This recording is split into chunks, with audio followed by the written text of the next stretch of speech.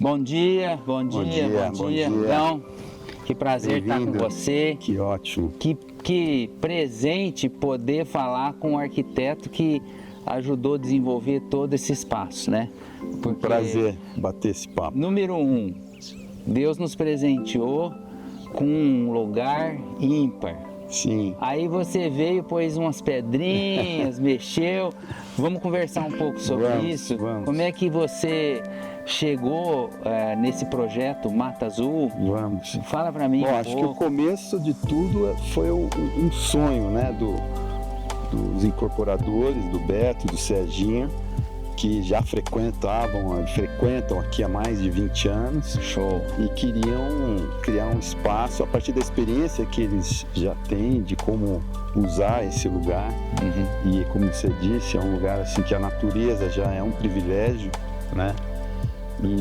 E essa característica de ser um lugar que dá para usar o ano inteiro, né? Todas as estações do ano. Tropical. Fantástico. O friozinho aqui é aconchegante. Pois é. É aquele friozinho de um lençolzinho, delicioso para dormir. E tem a serra no inverno, tem a represa no verão, então enfim, é um lugar que tem essa característica. Então eles tinham esse sonho de achar criar um empreendimento em que a pessoa pudesse ter todos os benefícios do que é o que eles têm, de ter um sítio, mas que sempre tem um problema da manutenção, de como você ter uma... Eu posso te dizer que é triste, porque eu já vim da roça, né? E lá você tem sabe como é que é trator, é tudo bonito no primeiro dia. Mas quando fura um pneu, você tá na cidade, quando o cara não é aquele cara que é tão parceiro, que te dá trabalho, isso é inconveniente. E tem muito rancheiro que está passando por isso. Tem boas casas, mas a manutenção tem roubado a cena. Exato. Então esse projeto veio meio que... Já fez parte da ideia inicial de criar um espaço que pudesse ter esse conforto. Porque, como você disse, ou você tem que ter um custo altíssimo de manutenção, porque você quer chegar no final de semana e encontrar o lugar todo arrumado, organizado, enfim, o paisagismo, o jardim e toda a infraestrutura, se você vai ter uma piscina, enfim. Então a gente começou a desenvolver esse projeto com essas premissas. Queríamos ter um ponto de equilíbrio entre ter uma quantidade de unidades que viabilizasse ter essas... Sem virar muita quantidade, que aí você perde a privacidade, a qualidade. Então acho que aqui a gente conseguiu atingir isso. São 15 unidades de loft, 15 unidades de casas, aliás 16 de loft, né, e 15 de casas. Com toda a infraestrutura, né? Desde o guarda-barcos, quer dizer, tem toda essa parte. A guarita que já está funcionando, nós já estamos com segurança lá, que dá a manutenção, que mantém isso tudo. É legal chegar aqui no fim de semana e ter sua piscina limpa. Claro. Porque você tem um profissional, olha que jardim.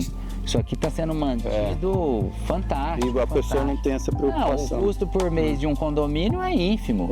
É menos que um caseiro, poxa vida. Nem se pensa. E não ter a dor de cabeça, né? Porque também não é só uma né? questão de custo financeiro, mas também de ter a dor de cabeça. Porque aí você perde o caseiro, tem que trocar. Então, enfim, como eu estava dizendo, tem essa parte de infraestrutura mais de manutenção, com guarda-barcos, caseiro, tem toda a parte lá de oficina, local para o lixo. Uma coisa que eu achei muito bacana, que eu não tinha visto isso ainda em outro projeto, aqui no Clubhouse onde nós estamos, é um ambiente fantástico.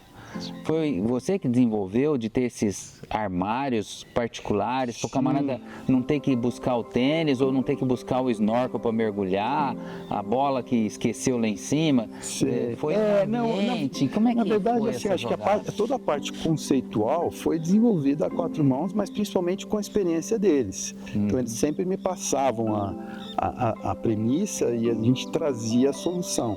Né? Então aqui mesmo o que foi pensado, o vestiário, pensado... Essa sauna com esse vidro olhando a Serra da Canastra. Quem é que tem uma sauna olhando a Serra da Canastra? O entardecer aqui é maravilhoso. E mesmo essa parte que vai ter a cozinha aqui, né? Que é uma coisa para o condomínio, que pode ser tanto para o condomínio quiser receber não quero receber na minha casa um grupo maior, ele pode usar aqui, ou eventualmente, como a gente vai ter hoje, vir todo mundo e faz um evento maior e tal, né? Então acho que isso é muito legal. Não é um clube para ser um negócio gigante, mas também não é uma coisa que você vai ter. Quem ia ter condições de ter isso numa infraestrutura só para ele? Não precisa. Me fala uma coisa que é interessante. Os lofts, como é que foi bolado? Qual é o destino, né? Porque tem um tipo de família que vai usar o loft e tem um tipo de família que vai usar a casa. Sim. Fala desses dois projetos, que é a tua área, que é a característica que as pessoas às vezes vão querer saber. Boa pergunta, ótima pergunta, porque realmente ficou, no início a gente debateu muito sobre isso, em questão do tamanho, quantos quartos, né? Porque a ideia era criar uma casa de campo, não quer... acho que as pessoas quando saem da sua própria casa e para um lugar de lazer, de final de semana, que é para um lugar diferente. Então, tanto a casa quanto o loft foi pensado dessa maneira. Não é um espaço convencional. Quero fazer um adendo. Eu sou especialista na área de beira de represa, vejo muita coisa e eu fico indignado de ver casas que são características da cidade, de um luxo altíssimo. Exato. Eles trazem pro meio do mato, é um lugar... Uma casa urbana. Isso aqui, ó, isso aqui é para andar descalço, é para pisar com terra, sem terra, você joga uma água, tá limpo. Essa característica que você desenvolveu, eu achei que ficou uma harmonia no ambiente, viu? Exatamente, Laura. Estou dando uma ideia que às vezes está acontecendo muito, né? A pessoa põe uma coisa urbana, uma casa urbana num ambiente rural. Aí você tem que limpar porcelanato com paninho. Não é tão agradável, porque você quer ir para um lugar diferente. Então, respondendo a tua pergunta, o loft, começando pelo loft, ele foi também muito debatido, mas no fim a gente chegou, porque a ideia era ser complementar, né? Ter essas duas opções que atendesse esse público, um público selecionado, um público que que quer vir desfrutar tanto da serra quanto da represa, mas no caso do loft são duas suítes que dá para hospedar, acomodar perfeitamente, tem num segundo piso, né? Eu reparei que no loft já tem uma decoração aqui com uma cama de casal, duas de beliche, que é para acomodar uma família. Você recebe um hóspede, fala, esse aqui é o seu quarto, e cabe. O problema é esse, né? Caber. Está na medida certa, você tem razão, porque foi pensado lá com o pé direito um pouco mais alto. Claro, cada um pode buscar uma solução que vai te atender melhor, como esse exemplo que ficou muito bem feito, né? Lá o loft onde tem os beliches e ainda a cama de casal, mas dá para fazer também com um só de beliches para a molecada e outro só para o casal. Enfim, tem inúmeras configurações. E o quarto tem essa boa medida, com o pé direito um pouco mais alto e tal. E aí na parte de baixo, terra, é uma sala, né, uma sala com a cozinha aberta, de novo, para ser um espaço fora do... Uma coisa que eu achei engraçado e positivo, ele tem um desnível de propósito, né? Para quebrar ali aquele íntimo de cozinha com sala, mas ao mesmo tempo integrar. Eu achei, achei uma sacada. Você tem uma boa acessibilidade, mas de fato... Eu achei uma sacada. Se for um ambiente, você estaria num ambiente de bagunça e de sala ao mesmo tempo. Como deu aquela diferencinha, parece que você está em outro ambiente. Amplia o espaço, né? Ganha uma perspectiva melhor da vista. E claro, não é assim do nada. Como o terreno tem um pouco de declividade, foi uma maneira de acomodar melhor a edificação no terreno. Você falou no começo que aqui teria um pouco mais de exclusividade, um pouco mais de reserva. Como que você desenvolveu o projeto para não ter perca de privacidade entre um vizinho e outro? Porque é próximo, é parede ligada e tal. Qual que foi a técnica que você usou? O que você fez? No caso dos lofts, até depois a gente pular para casa, mas do loft tem uma questão técnica que é importante, que apesar deles serem encostados, as paredes são duplas. Então se não tem no ruído entre vizinho, não tem. E como eles são escalonados, então assim ele dá uma privacidade tanto visual quanto de acústica muito boa. né? E com isso, claro, permitiu que a gente conseguisse ter essas 16 unidades sem ter muito conflito com os vizinhos. Sim. Então eu acho que isso conseguiu atender. 2 blocos bem distintos, sim, bem legal. O bloco com de rua cima, na frente, com pois rua no fundo, bacana, sim, pra caramba. E o bloco de cima vai estar um pouco mais alto, então não vai ele perder não também perde a vista. tanto, ficou, acho que muito bem resolvido nesse sentido. E no caso das casas, tem uma solução muito interessante que foi cada casa tem exatamente um ângulo, elas estão levemente rotacionadas em relação ao vizinho, e todas têm exatamente o mesmo ângulo e a mesma distância. Show, hein? Com isso a gente conseguiu dar também, sem ter muros, porque as casas não têm muros vizinhos, né? A ideia aqui de criar aquele verde, espaço, né? o verde. E ao mesmo tempo ter essa privacidade, porque ao mesmo tempo que elas estão ligeiramente rotacionadas, elas estão escalonadas também.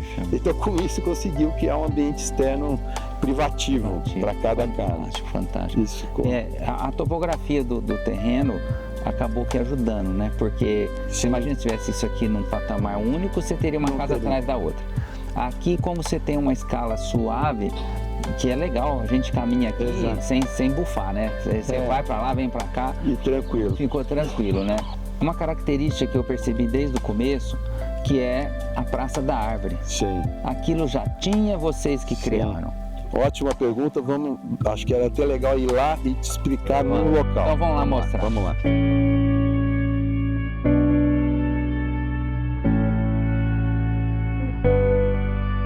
Ogão, fala pra mim uma coisa.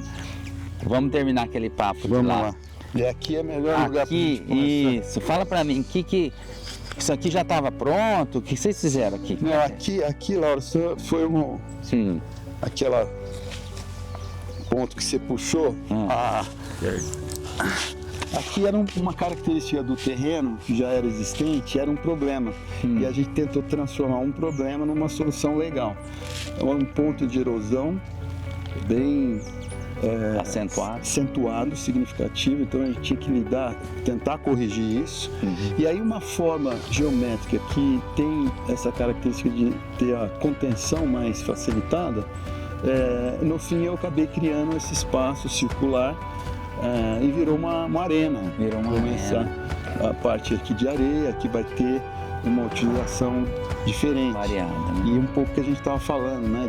Também que o que a gente buscou aqui, ter espaços com características bem diferentes. Porque de repente o cara quer estar num... Não é muito grande, mas são famílias. E cada pessoa explora eu gosto de nadar.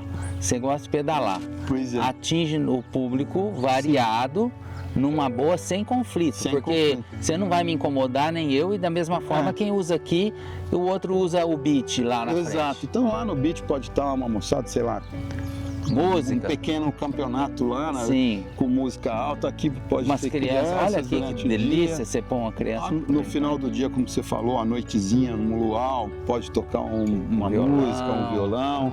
Então acho que esse lance de ter espaços com características diferentes para as pessoas que estão em fases da vida diferentes, ou independente disso, está num humor ou num momento diferente do dia, que quer mais sossego, diferente, né? Até um evento diferente.